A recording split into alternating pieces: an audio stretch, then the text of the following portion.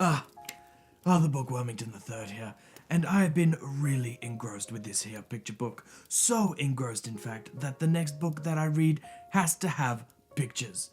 Now, I don't want just pictures, I need a story, and I need some kind of character, more than what an art book has. Now, did you know, in Japan, they have this thing called a manga.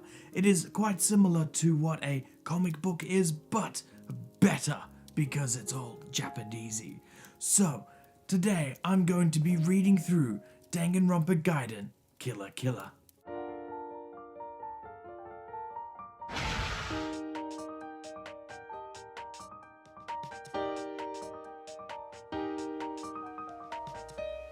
Danganronpa. Killer Killer has an interesting backstory where it was not published under the Danganronpa name when it first came out. No, it was only published as Killer Killer.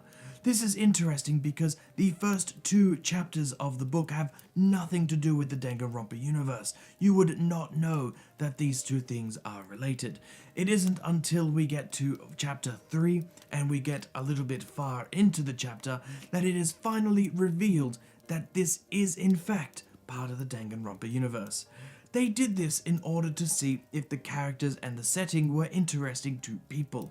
A lot of mangas start, but they do not get very far because there is an oversaturation of this product on the market, which is sad because there are so many amazing, talented people both writing and drawing these that they cannot all possibly be a success. So they wanted to see what would happen if they published something without the name Danganronpa, just to see what the audience might think. But what is the story of Killer Killer? Well, our main character, Asano, is assigned to the special branch of investigators where they only look at serial killers. Now, as it is set in the Danganronpa universe, despair is running rampant, and it is after the fall of the world, so the tragedy has happened. That's right, all the death and all the craziness that has happened after Danganronpa 1 is present here. As such, there are a whole bunch of serial killers on the loose, and this branch is very good at finding them. Our second main character is Hijirihara, who is a very, very difficult man to get along with. So of course our main character, who is fresh into the academy, gets lumped with him because nobody else wants to work with him. They go and start to try and solve cases, and as they do so, we find out something interesting about Hijirihara. He is a serial killer. Yes, that is not a spoiler because it is quite early on in the first chapter that we find this out. He is in fact the Killer Killer. A Killer Killer is exactly how it sounds. He goes around killing these serial killers. He goes up to them and he grades them on their performance of their serial killings, usually rating between 0 and 100. And if you get a poor score, he has nothing but contempt for you. And then he murders you in a style befitting your serial killer-ness. We also get to see some cameos from different characters that are in the Danganronpa universe, mostly people that are from the Danganronpa anime. We get to see Munakata and all of his glory, as well as some other people, and it is quite fun to see them. We also get to see a flashback of when Hijirihara was created, and in that flashback has a special someone which I do not want to ruin, and I thought that was a great way to tie this entire universe together. As this is a manga, most of the story is told with its illustrations, and I have to say that most of them are quite good.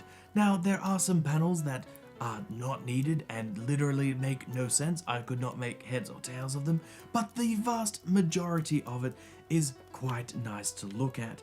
They go into a lot of detail when it comes to the graphic side of the things, when it comes to the killer part, and they go into quite a lot of the detail when it comes to certain character points. And I like that the majority of it doesn't have too much crazy detail to distract the eye.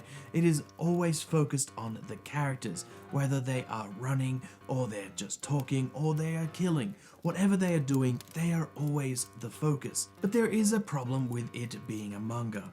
Each of the volumes has a certain amount of chapters to it. Each chapter is a part of the story, and each part of that story would have been released one chapter per month.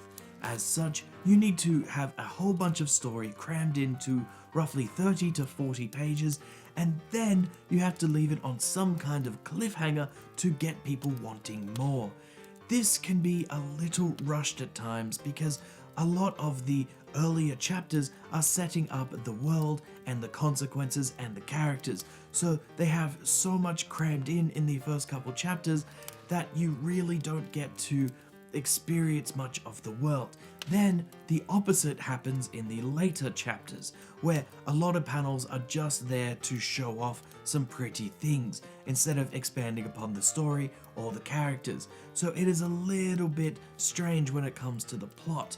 I don't think it's particularly bad, but it is very uneven. I quite like this manga. I like the characters, I like the artwork, and I like the story. But I do have a bit of a major complaint though. It is very, very different to the rest of Danganronpa. Now, one of the things that Danganronpa is it's grounded in some kind of reality. Now, even though there are ultimate things and people doing crazy stuff, and there are programs, and there is a Monokuma, which is a robot, and there's killing games and despair, and there's a whole lot of crazy in Danganronpa, it is still grounded in a sense of reality.